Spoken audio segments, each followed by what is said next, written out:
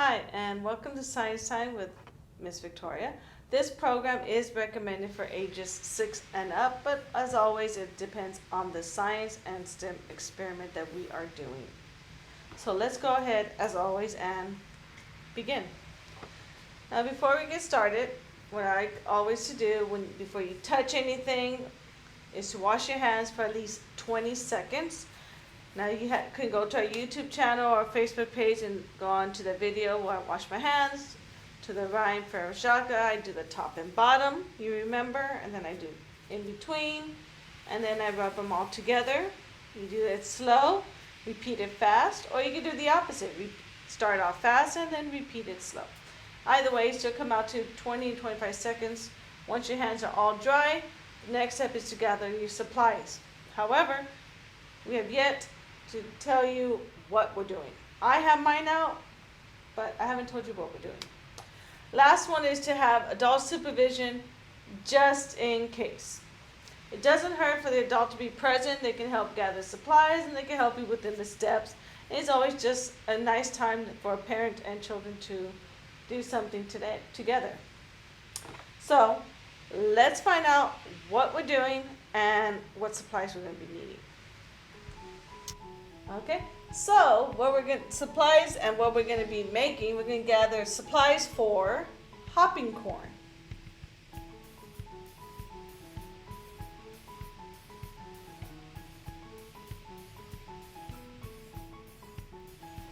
Okay, so there's not many supplies you're going to be needing to gather, and most of these you can find in your house, and maybe some you might not have and you have to probably substitute. First thing you're going to need is a mason jar. Now I have one, I'm going to show you the example already done. Here's what a mason jar is going to look like. Now they are glass, so there are some mason jars that are plastic, so you can do a plastic mason jar, or you can also just do a plastic container. Okay, either one's going to work, so you might have to substitute and just do a plastic container. Next thing you're going to need is water. I just have a water bottle. You can use the water from your sink if you want. If not, just use a water bottle. That'll be fine. You're going to need baking soda. You should have this in your house. If you don't, go to the Dollar Tree, pick up a small one. You're not going to need that much, but you can get that real quick. You're also going to need vinegar. Now, I just poured my vinegar in a water bottle and I labeled it because for this experiment, you don't want to put a whole bunch of vinegar. You don't want to get the water and vinegar mixed up. So I have it marked so it's easy for me to pour. So that's why I have it in a water bottle. And it might be easy for the kids too. Next thing I need is popcorn kernels.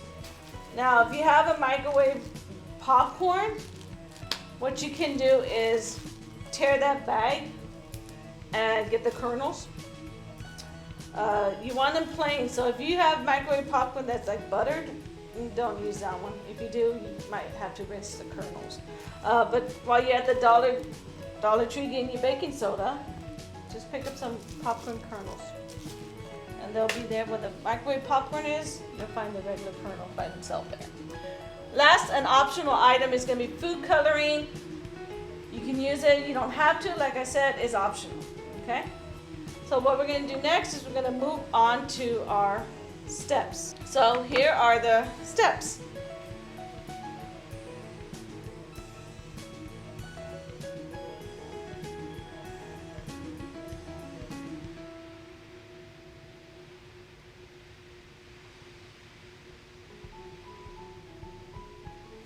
Okay. So now the first thing we're going to do is fill a jar with the water. Now it depends on the size of the jar. You can do it halfway or you can do it to the rim. I'm going to do it, I would say a little bit, I would say halfway, maybe a little bit more. It's just because it's a little wider. So I'm going to do it like about there. See, because if you want to look at this experiment I already have done, since it's smaller, it's not as wide, I didn't need that much water. So the amount of baking soda and everything wasn't as much. But since this one's a little wider, I'm going to kind of gauge it because we want to make sure it's going to get the reaction we want. So I'll put that aside.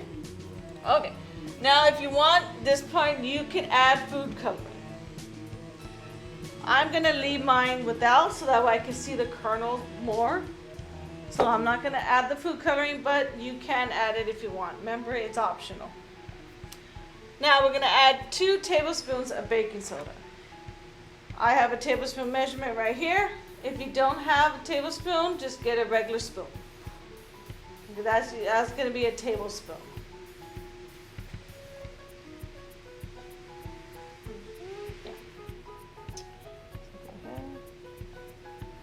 And you're probably gonna, when it comes to baking soda, what happens is you tend to get the clumps, and it's okay. It's as accurate as you can get it.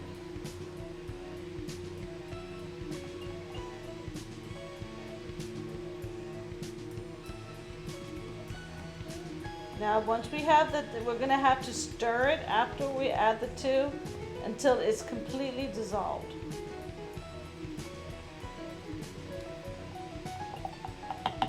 And I'm glad I kind of had paper towels around just in case that'll happen. So what I'm going to do, I'm just going to use the same, my little measuring spoon. And you just want to keep stirring it. Now, when it comes to, if you're stirring slow, it might take a while. So you might want to stir it a little fast, not too much, because you don't want the water spilling all over the place. Like a mason jar, if you want, you can put the lid probably and shake it. And that might actually do it as well. Because right now it's very cloudy, and you can stop for a little bit and you'll be able to see through. It'll be clear, and the baking soda is going to fall to the bottom. You just keep stirring, so that way it'll completely disappear for us. You want it nice and clear.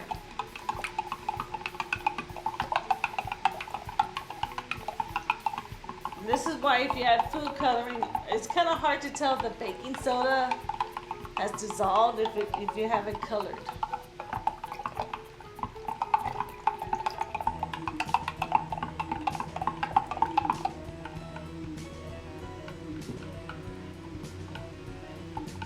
See, again, a little lighter. It's not as foggy, or murky would be a better way to say it. Make sure it settles, because as you're stirring, it takes a while and it's going to settle. And that's what I want it to settle, so I can see how much baking soda I still have left in there. Because we need that soda to make the bubbles that's going to happen for our experiment. Okay, I see it a little bit here. You can't tell, but once you have it, you'll be able to see it a little bit. I can still see it kind of floating, but it is kind of clear. It's not as cloudy as it was a while ago. So I'll do one last stir, and then we'll get to the next step, which will be to add a handful of kernels. So if your water is already clear, by all means, go to the next step, which is to add a handful of kernels. Now, you don't want to overdo it on the kernels, because if you do it, it may not give the same effect because you had too many. However, you want to test the science experiment as always, change the variable, add a whole lot that fills the whole bottom, see what happens. If it doesn't work, try it again with less kernels and see what reaction is. The whole point is you can change the amount of your time. So I'm gonna let that settle, and I'm gonna go ahead and get my handful. Make sure it's set. Not too bad. Because you want what's happening, when I put it in, that the bubbles should form around the kernels already.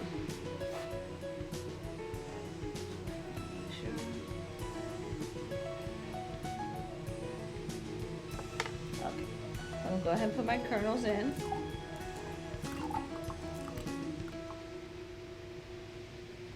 And as I put them in, and as you do, you'll see, I'm gonna add a couple extra on this side. A bubble forms around the kernel already. So you're seeing the bubble. So let's close that. We don't want to spill it all over the place. Next, we're gonna add 3 tablespoons of vinegar. Now I'm saying 3 because when I tested it with this one, it worked 3. If you're not getting a reaction, you can do 4 because the experiment does say 6 tablespoons, but that depends on the size that you're using. So you might want to just do, I'm going to try 3. If it doesn't work, add a 4th one, okay? So we're still using our tablespoon. Now, I hope y'all remember the other things we've done or we've done rocket launches, or we've done when you do baking soda and vinegar, what's going to happen, you're going to get the fizz. So it's going to come up. So that's why, another reason why I didn't fill it to the rim, because if you do that, it's going to bubble over.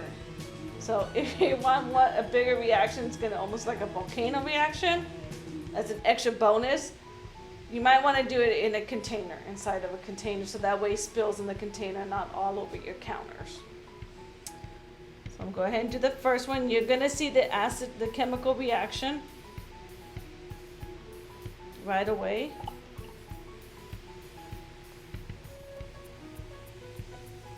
And as you're doing it, you want those kernels to come up to the top. There's my 3.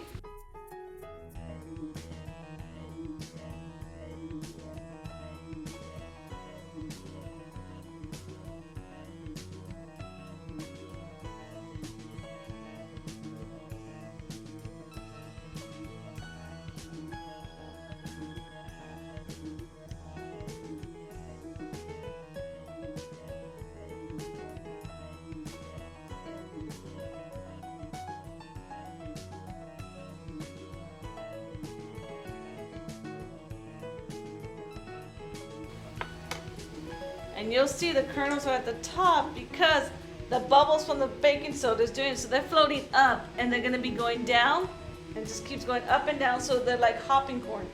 They're almost like that dancing rice. But this time you use the kernels, you'll see it going down because the baking soda has the bubbles. It goes up. Once the bubbles pop, it goes back down. And so it's going to be going up and down like it's hopping. And that's the whole point of it. Now I have an option here. If it's not getting the reaction you want, you can stir the jar a little bit so that we can get the kernels to start popping even more. Especially if it's taking too long and you don't want to wait. Stir it. You might have to add another tablespoon of vinegar. That might speed it up a little bit as well. So it's very quick, easy. The only thing that's going to take a little long is making sure that baking soda completely dissolves before you add the kernels and the vinegar. So we're going to go ahead and move on. Here are some library resources for you.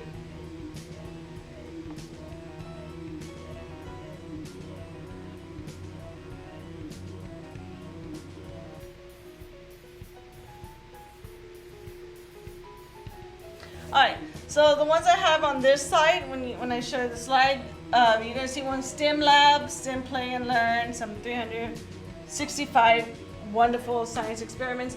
These you can find on our website, do our catalog. So go to cctexas.com/library, hit library catalog, and you can search for these by the title, or just go science experiments. STEM, you can just do the initials STEM for the science ones as well, and you should find them. Place them on hold. You can pick them up in the library branches now, or you can still pick them up curbside. Make sure to call the closest branch to you to find out about their hours. And on these, we have our online digital resource ones, Access 360 and Hoopla. We have the Maker's Lab, which I really like, so that's why I always keep this one. And the DK is very great when it comes to science or any other type of book, so these are good also. You can put them as a favorites on either site. You can put it as a wish list, or you can put them on hold, and of course, you can just download straight to your smart device or laptop computer. If you're using devices, make sure you go to the App Store to get these, okay? And of course, call any of the branches if you need help trying to set up online digital resources. Now, as always, remember to go visit our Facebook page or our YouTube page, which is Corpus Christi Public Libraries, and that's where you'll find all the videos the branches are doing for you. If you go to our website, cctexas.com, you can click on virtual programming, and it'll give you a list of all the programs already broken down, and you just have to click on them so you can be able to watch it. It'll send you to YouTube, but do not forget to like the Facebook page, and when you get to our YouTube channel, subscribe to it, okay? That'd be great for us. Also, if you need help finding books, you can go to cctexas.com/library, use our online browsing options with new book alerts, author check, and of course book newsletter. That can help you at least give you an idea of what books, when it comes to science ones, that you want to add, okay? And do not forget our online digital resources, please. Access 360 and Hoopla. And as always, I'll see you next time. Bye.